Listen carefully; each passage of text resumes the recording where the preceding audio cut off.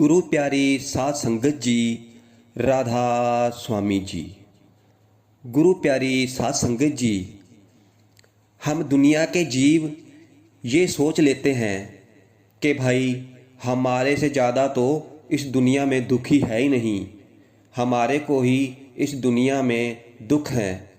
तो भाई इस दुनिया में कोई भी सुखी नहीं है, क्योंकि ये दुनिया है ही दुखों की नगरी। तो साध संगत जी, हम आपको एक साखी सुनाते हैं।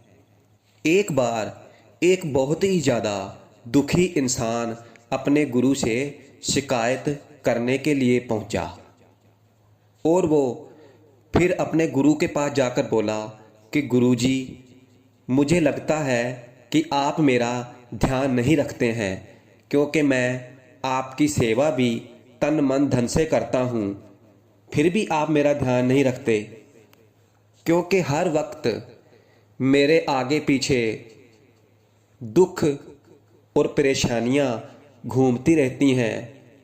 एक दुख जाता है तो दूसरा दुख आ जाता है, एक परेशानी जाती है तो दूसरी परेशानी आ जाती है। तो क्या गुरु जी, आपने इस सारी दुनिया के दुख मेरे ही हिस्से में डाल दिए हैं? वो सारे दुख आप मुझको ही दे रहे हैं? फिर उसका गुरु बोला कि ऐसी बात नहीं है बेटा, ये दुख और ये परेशानियां तो सभी के साथ होती है, लेकिन दूसरे इंसान को दिखाई नहीं देता कि ये इंसान दुखी है। क्योंकि ये दुनिया में जितने भी इंसान हैं सब ही दुखों में घिरे हुए हैं, सभी को कोई ना कोई दुख तो जरूर है, क्योंकि कोई भी इन दुखों से बचा हुआ नहीं है। क्योंकि नानक दुखिया सब संसार। और बेटा, ये तुम्हारी सबसे बड़ी गलतफहमी है कि केवल मैं ही दुखी हूँ, बाकी दुनिया के लोग सुखी हैं। क्योंकि ये जो हमें दुख मिल रहे हैं, ये हमारे पिछले कर्मों के कारण ही हमें दुख मिल रहे हैं। और बेटा, इन्हीं दुखों का हिसाब चुकता करने लिए ही तो हम इस धरती पर आए हैं, हमने इस धरती पर जन्म लिया है। और अगर हमारे कर्म ही ना होते तो हम सब बिल्कुल ठीक होते और फिर हमारे को इस धरती पर आने की ज़रूरत ही नहीं पड़ती। इन कर्मों का हिसाब किताब करने के लिए ही तो हम इस धरती पर आए हैं। पर उसको कोई भी बात अपने गुरु की समझ नहीं आ रही थी और ना ही वो अपने गुरु की बात समझने की कोई कोशिश कर रहा था।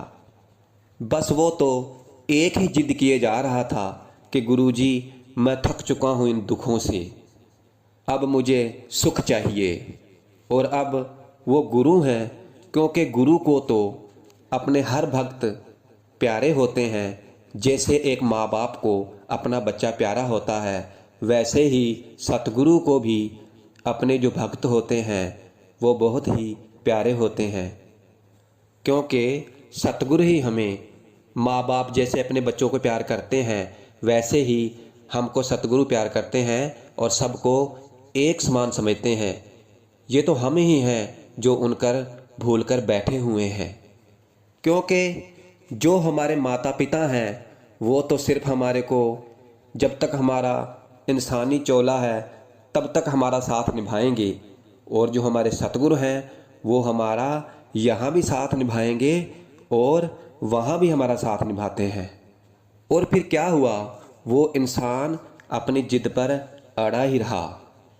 जब वो अपने गुरु की बात नहीं माना तो फिर गुरु उसको बोला, अब तू जिद ही कर रहा है तो ठीक है, मैं तुम्हारे को एक मौका देता हूँ अपनी किस्मत बदलने का। क्योंकि एक सच्चा सतगुरु तो उस परमात्मा का रूप ही होता है, वो तो परमात्मा ही होता है। फिर उसके गुरु ने कहा कि एक पेड़ है जहाँ पर सब इंसान अपने दुखों की गठरी बांधकर उस पेड़ के नीचे चले जाते हैं कि ताकि उनकी परेशानियां खत्म हो जाएं। तुम भी ऐसा ही करो। फिर तुम्हारी समस्या का हल भी हो जाएगा। इतनी बात सुनकर वो इंसान खुशी के मारे झूमने लगा कि अब तो मेरी परेशानियाँ, दुख तकलीफ खत्म हो जाएंगे। लेकिन इसके साथ उसके गुरु ने एक शर्त रखी थी कि अपनी गठरी बांधने के बाद उस पेड़ से एक गठरी को खोलकर अपने साथ लाना होगा, क्योंकि उस पेड़ पर हर तरह की छोटी बड़ी गठरी बंधी होगी। जो भी तुम्हारे को अच्छी लगे, पसंद आए, उसको तुम्हें खोलकर लाना होगा।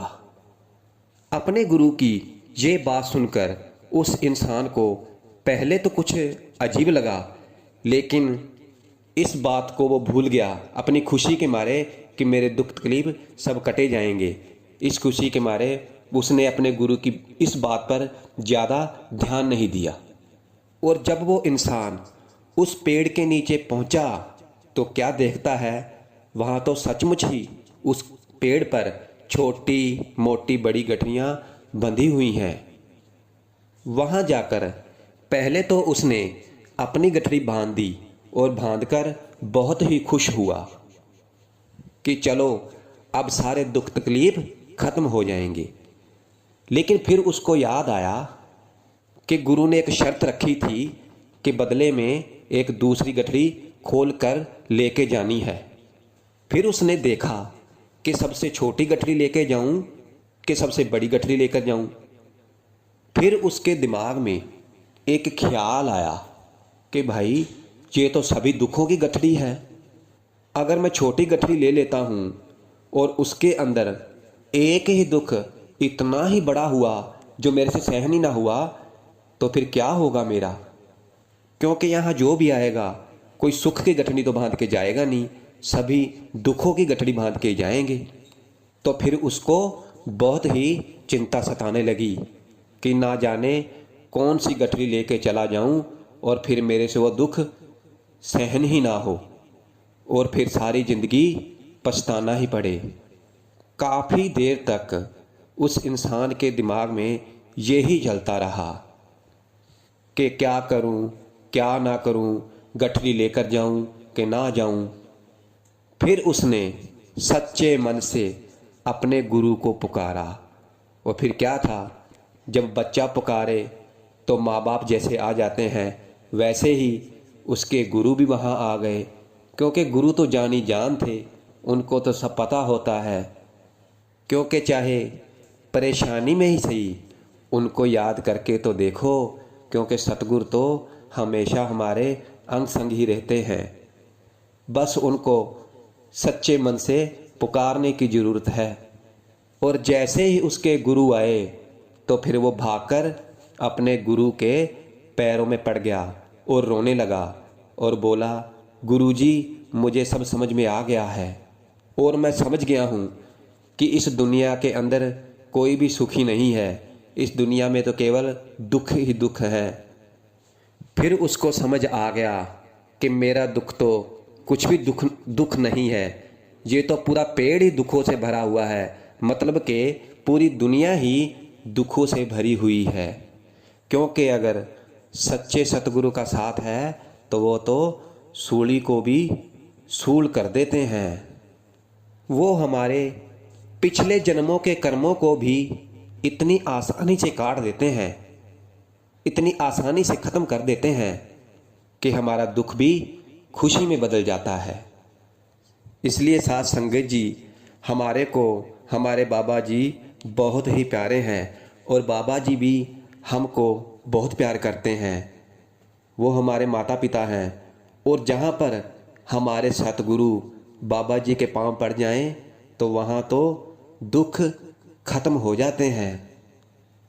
इसलिए साथ संगत जी, हमें कभी भी इन दुखों से घबराना नहीं है। हमें तो बस अपने गुरु के बताए अनुसार भजन सिमरन करना है। वो सतगुरु हमारे रखवाले हैं, वो हमारे सभी दुख कष्ट अपने आप दूर कर देंगे और फिर हमारे बाबा जी हमारा परमार्थ भी संवारेंगे और हमारा स्वार्थ भी सुधारेंगे।